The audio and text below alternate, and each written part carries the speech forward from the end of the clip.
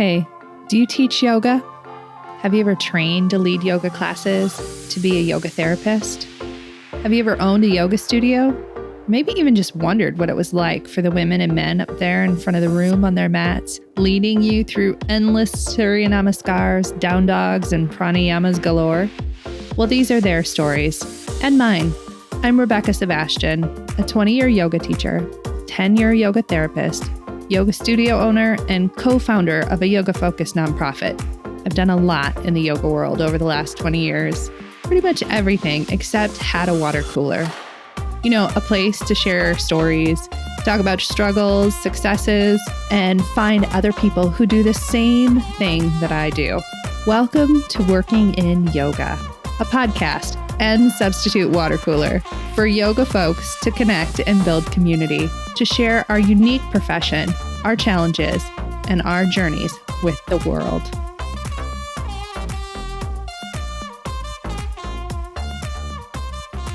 Hey friends, welcome to Working in Yoga. So I'm starting something new on Mondays on the podcast, for a little while anyway. I'm doing a series of short episodes lovingly titled What Nobody Told You, where I get into the nitty-gritty of things that are true but rarely said in the industry.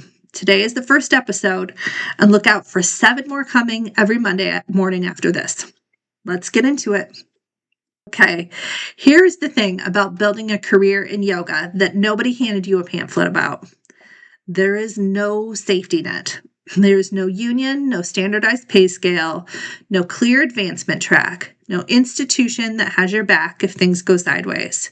There's no policy that protects you if a studio closes, a client stops showing up, or your body has a bad year. There's nothing standing between you and the financial consequences of a hard season except whatever you have managed to cobble together on your own. And I want to talk about why that is genuinely awful, because it is. I'm not going to minimize or reframe it away or wrap it up in gratitude like we always do.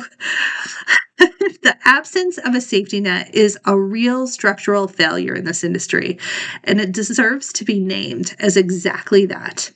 And once you really accept it, once you stop waiting for it to change and truly internalize that this is the reality of the work, something shifts.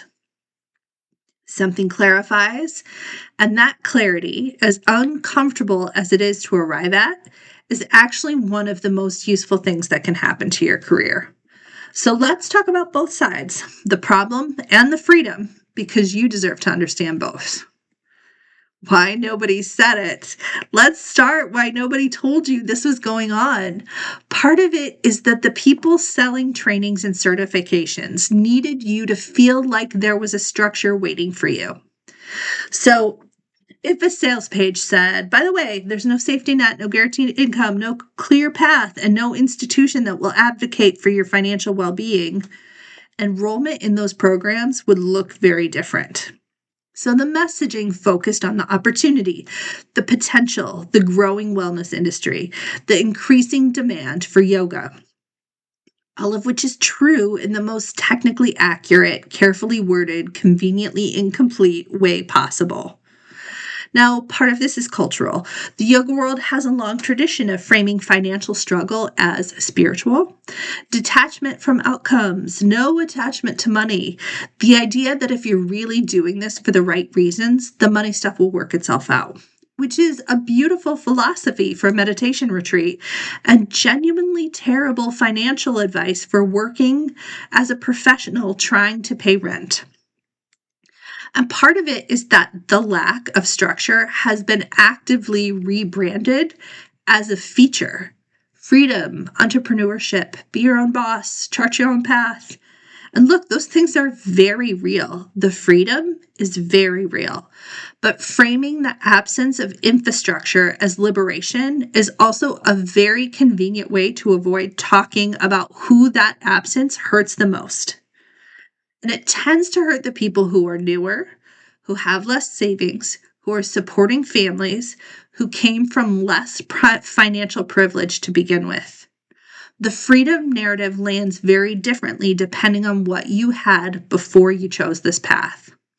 So nobody said it clearly. Nobody handed you the full picture. And here you are, building a career in a profession with no floor and trying to figure out why it feels so precarious all the time. And it feels precarious all the time because it is. That's not your imagination. That's not a mindset problem. That's an accurate read of the situation.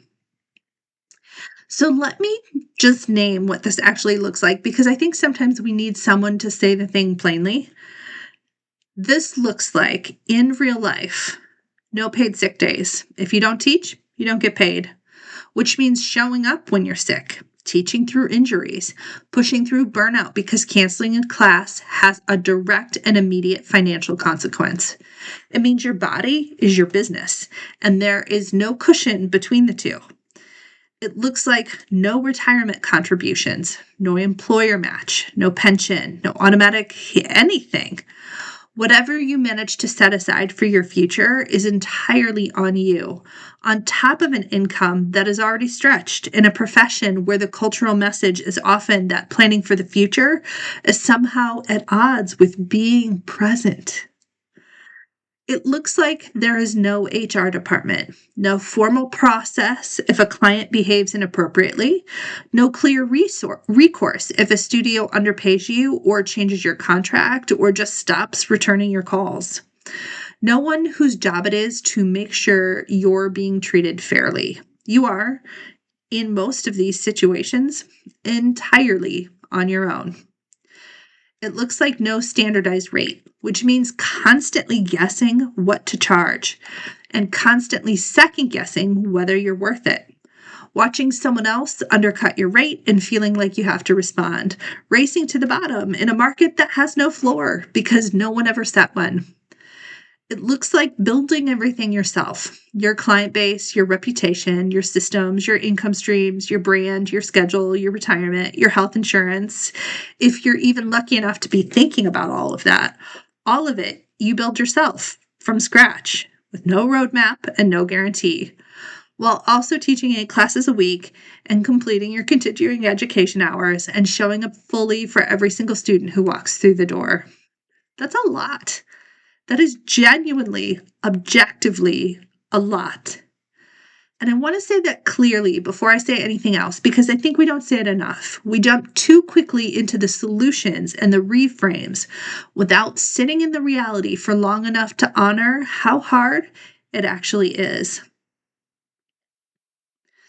Okay, here is where I want to offer you something that I don't want you to hear as toxic positivity, because it isn't. This is hard earned. There's this moment, and I think most people who've been in this profession long enough have had it, where you just truly, finally, fully accept that no institution is coming to save you. Not the certifying body, not the trade organization, not the studio you're loyal to, not the industry at large. Nobody is building the floor. Nobody is coming with a safety net. And that moment is devastating. It really is. I'm not going to pretend that it feels good. But something happens on the other side of that moment. When you stop waiting for the structure that isn't coming, you stop organizing your career around a promise that was never real. You stop making decisions based on what the industry said the path was supposed to look like, and you start making decisions based on what it actually works for your actual life and your actual community and your actual strengths.